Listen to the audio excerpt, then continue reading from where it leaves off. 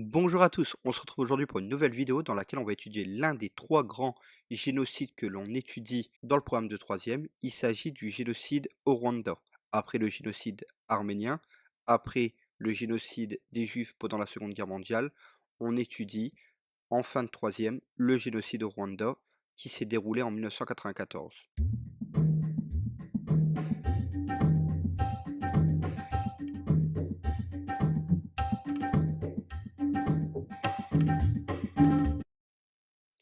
Dans un premier temps, où se situe le Rwanda?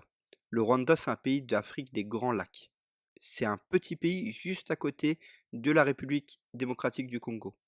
La particularité du Rwanda est que c'est un pays enclavé. Ça a son importance, vous le savez, en géographie, puisque le pays est entouré de la RDC, de l'Ouganda, de la Tanzanie et du Burundi.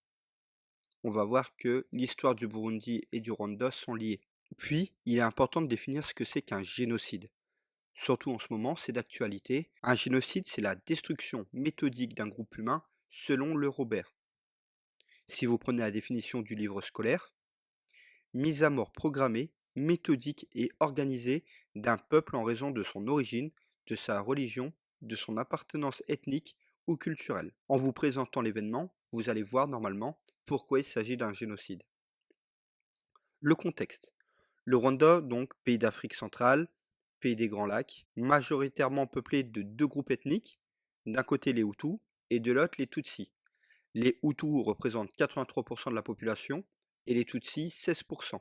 On a une troisième ethnie, les Twa, si je le dis bien, 1%. Il existait déjà des tensions ethniques et politiques entre les deux groupes, notamment exacerbées par la colonisation. Pourquoi la colonisation a son importance?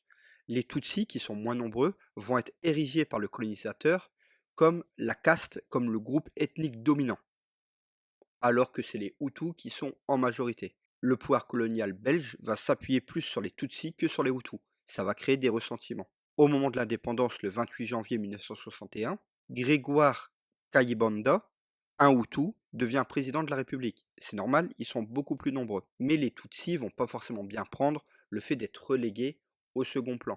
De nombreux Tutsis vont quitter le pays, vont aller dans les pays voisins, notamment le Burundi, etc.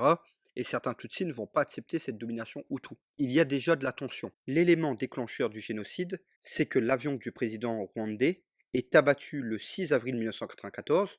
Les Hutus, bien sûr, vont accuser les Tutsis, et donc ça va être le début du génocide. Les Hutus vont s'en prendre à la fois aux Tutsis, mais aussi aux Hutus considérés comme modérés. 12 personnes vont perdre la vie dans cet avion. Le président du Rwanda, mais aussi le président du Burundi et des ministres des deux côtés, ainsi que 3 membres d'équipage français. C'est pour ça que je vous dis que le lien entre les deux pays, Rwanda et Burundi, est très fort. Leurs histoires sont assez liées. C'est le début du génocide. Après l'assassinat du président, les milices Hutus extrémistes soutenues par le gouvernement rwandais et par la propagande d'État dans les médias vont lancer une campagne de violence contre les Tutsis avec des massacres, des viols, des tortures à une grande échelle. Donc je vous l'ai expliqué, les Hutus vont attaquer les Tutsis, mais ils vont aussi attaquer les partisans des accords d'Arusha. Qu'est-ce que c'est que les accords d'Arusha très rapidement?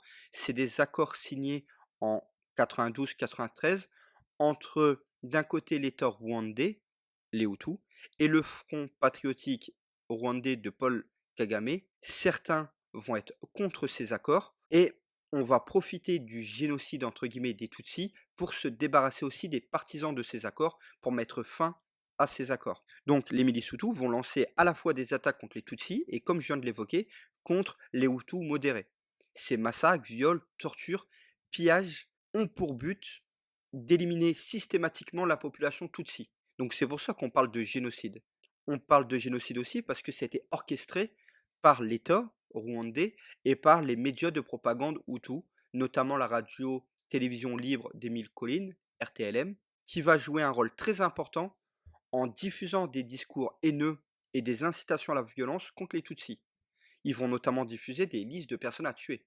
C'est pour ça qu'on dit que ces massacres, ce génocide a été organisé, orchestré. Le génocide au Rwanda a fait beaucoup de bruit dans les années 90. On va reprocher, un peu comme ce qui se passe actuellement, l'inaction de la communauté internationale. On va reprocher aux Européens et aux autres pays de ne rien faire. que malgré les appels à l'aide lancés par les autorités rwandaises et par les travailleurs humanitaires, la communauté internationale, ou dit autrement l'ONU, a été incapable d'intervenir et d'arrêter ce génocide.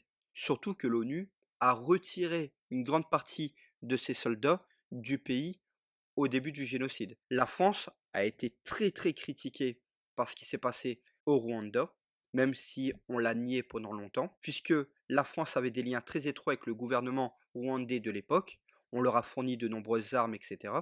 Et on accuse la France à la fois de ne rien avoir fait pour empêcher le génocide, mais aussi d'un soutien tacite. On accuse la France d'avoir ouvertement fermé les yeux sur les signes qui montrait qu'un génocide allait avoir lieu. Donc, ce qui va mettre fin à ce génocide, c'est pas l'intervention de l'ONU, c'est l'avancée militaire des rebelles Tutsis du Front patriotique rwandais, qu'on a déjà évoqué plus tôt, qui étaient au Burundi et qui vont donc s'avancer, réussir à renverser le gouvernement Hutu et à mettre fin au massacre. Le génocide a donc environ 100 jours, 3 mois, d'avril à juillet 1994. Vous pouvez voir les différentes dates importantes à l'image et on estime qu'entre 800 000 et 1 million de Tutsis et de Hutus modérés ont été tués. Le Rwanda va vite mettre en place avec l'ONU un système pour juger ce qui s'est passé. Plusieurs responsables du génocide vont être jugés par soit des tribunaux rwandais, par des tribunaux internationaux et par le tribunal pénal international pour le Rwanda. On a lancé ce tribunal juste pour juger ce qui s'est passé au Rwanda. Et donc, on va aussi développer de la justice au niveau local pour régler les problèmes qu'il y a eu au sein des villages, puisque c'est pas rare que des voisins se soient entretués, etc. Et donc pour éviter un cercle de violence, un cercle de vengeance, on va essayer de développer beaucoup de justice un peu partout dans le pays. Donc le Rwanda a fait beaucoup d'efforts pour réconcilier, pour reconstruire le pays, avec des dédommagements pour les victimes. On va aussi essayer de développer le pardon. Donc il y a un très bon documentaire Rwanda, Portrait du pardon, qui montre ça. Si vous voulez aller plus loin, il existe de nombreuses œuvres. Moi, je vous conseille Petit pays de Gaël Faye, qui est à la fois un livre et un film, très accessible pour des collégiens ou pour des lycéens. La BD Le Grand Voyage d'Alice, ou pour ceux qui veulent aller plus loin, Le Que sais-je sur le génocide des Tutsis au Rwanda,